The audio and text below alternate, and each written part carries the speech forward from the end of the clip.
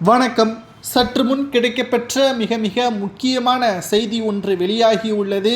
அதிமுகவின் செயற்குழு கூட்டம் இன்று காலை 10 மணி அளவில் அதிமுக அவைத்தலைவர் தமிழ்மகன் உசேன் அவர்களது தலைமையில் இன்று பிரபல தனியார் மண்டபத்தில் நடைபெற்று வருகிறது. குறிப்பாக எடப்பாடி பழனிசாமி அவர்கள் வருகின்ற சட்டமன்ற தேர்தல், இடைத்தேர்தல், உள்ளாட்சி தேர்தல் அனைத்திலும் வெற்றியடைவதற்கான வியூகங்களை வகுக்க உள்ளதாக ஏற்கனவே நேற்று தகவல்களும் வெளியாகியிருந்தது.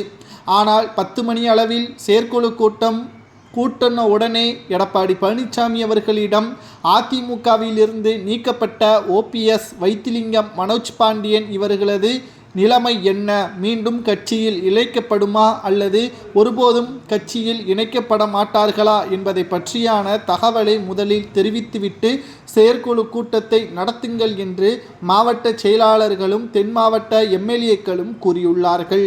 இதை பற்றி எடப்பாடி பழனிசாமி அவர்கள் மௌனம் காத்ததோடு தற்பொழுது தேர்தலையும் வருகின்ற இடைத்தேர்தலையும் நாம் எப்படி வெல்வோம் என்பதை பற்றியான ஆலோசனையை பார்ப்போம் என்று பேசியுள்ளார். ஆனால் இடைத்தேர்தலும் சரி, சட்டமன்ற தேர்தலும் சரி, OPS வைத்திலிங்கம் இவர்களது ஆதரவுகள் இல்லாமல் ஒருபோதும் அதிமுக வெற்றியடையாது. 2024 மக்களவை தேர்தலில் மிகப்பெரிய ஒரு தோல்வியும், 10 தேர்தல்களில் தோல்வியும், விக்கிரவாண்டி இடைத்தேர்தலில் தேர்தலில் போட்டியிடாத நிலைமையும் வரவைத்தது யார்? உங்களது பொறுப்புதான் என்றும், நீங்கள் கவனக்குறைவின் காரணமாகவும் உங்களது சுயநலத்திற்காகவும் அதிமுகவை பகடக்காயாக மாற்ற வேண்டாம் என்று தென் மாவட்ட நிர்வாகிகள் மோதலில் ஈடுபட்டார்கள். இதனால் அதிமுகவின் செயற்குழு கூட்டத்தில் பரபரப்பு ஏற்பட்டது.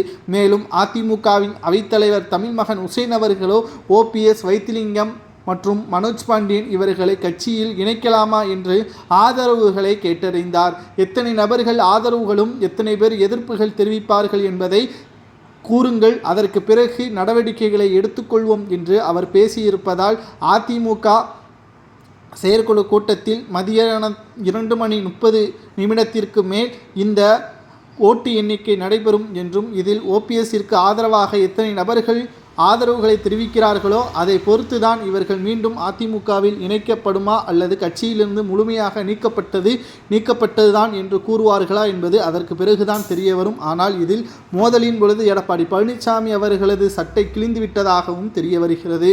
மேலும் வருகின்ற 19ஆம் தேதி தேர்தல் ஆணையத்திற்கு OPSம் எடப்பாடியும் நேரில் ஆஜராக வேண்டும். அவர்கள் கூறுகின்ற பேச்சை பொறுத்துதான் இரட்டை இலை சின்னம் முடக்கப்படுமா அல்லது அதிமுகவிற்கு மீண்டும் ஒப்படைக்கப்படுமா என்பது தெரிய வரும் என்பதையும் இதை மூலமாக நாம் தெரிந்து கொள்வோம். இதை பற்றி உங்களது கருத்துக்களை கமெண்ட் வாயிலாக கூறுங்கள்.